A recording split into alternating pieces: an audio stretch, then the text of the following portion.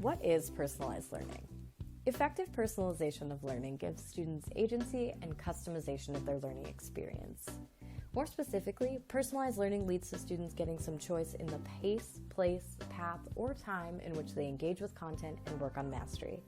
Technology and blended design can enhance a teacher's ability to promote personalization within their classroom and allow students to develop ownership over their learning. This is a powerful development.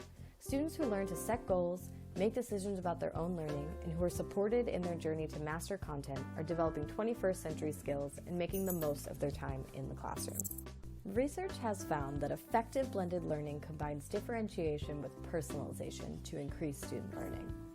Technology plays a huge role in supporting the effectiveness of a personalized learning experience. Technology can help students and teachers set goals, establish preferred timeframes, gives access to content in places outside of the classroom, to enable students to work at different paces, and can assist in providing data that informs students of paths to take as they work towards mastery. It may seem overwhelming as an educator to implement truly personalized learning into your classroom because it's hard to know where to start. Here are some important factors that, when present, make beginning and implementing personalized learning much more accessible. Number 1, work as a cohort. Personalization takes a lot of resources and a wealth of knowledge to pull off. Work with a team of colleagues to develop resources and lessons together to help make this process more manageable. Number 2, get to know your students on both a qualitative and quantitative level. It is critical to have conversations with your students about who they are, how they are, and what they like and are interested in order to build relationships.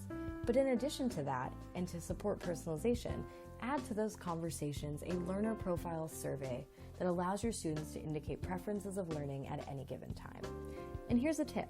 Structure this learner profile to fit the needs of your age group and even your subject area. Understanding the preferences of your students can help shape what you are creating and what your students are doing. Number 3, give your students more control. While this may sound scary, this is at the heart of what personalized learning is. As a teacher, develop opportunities for students to participate in choosing, tracking, and assessing their learning.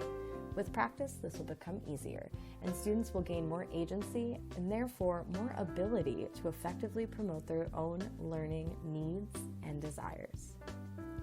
Once those 3 elements are present, you can feel more confident in allowing personalization to take root in your classroom. You will need to choose a blended learning model such as a rotation model, flex model, self-blend, or enriched virtual model.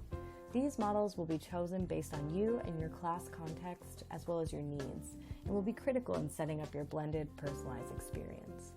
Finally, in order to have effective personalized learning, a balance must be found in order to promote self-regulation in your students. Self-regulation is a skill that's learned over time and needs to be developed with the guidance and support of you as your teacher.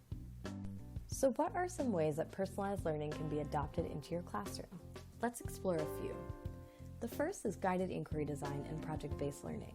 These learning models innately put learning in the hands of the students. Each model has a driving question or open-ended questions for students to solve and develop solutions to. Students work to identify a method of research and learning and collaborate as they work. When they're finished, they present their conclusions to an audience. This type of learning experience allows students to choose some of the pace, place, path, and even sometimes time of their learning experience. A second example would be providing playlists or choice boards. Playlists and choice boards are ways in which learning can be presented in a variety of ways. Videos, readings, image analysis, podcasts, just to name a few. Information can also be presented based on interest levels and proficiency levels and can be either student or teacher curated. Either way, the boards promote student choice, pace, and path of learning. Overall, personalization of learning of students' learning experiences is incredibly powerful and gives students the opportunity to grow their ability to take meaningful responsibility for their learning. While it can be overwhelming for teachers to try personalization, they can utilize and leverage technology to increase both the effectiveness and efficiency of the personalization process. Involving students in the process of personalization gives the opportunity to have students develop their creative and critical problem-solving skills, their communication skills, and their collaboration skills. Challenge yourself today to increase personalization in your classroom. Credits go for research, narration, editing, and production of this video to Maggie Legender. All information in this video is based on the K-12 Blended Teaching Handbook, A Guide to Personalized Learning and Online Integration by Charles Graham, Jared Borup, Cecil Short, and Leanna Archambault. Thank you for watching.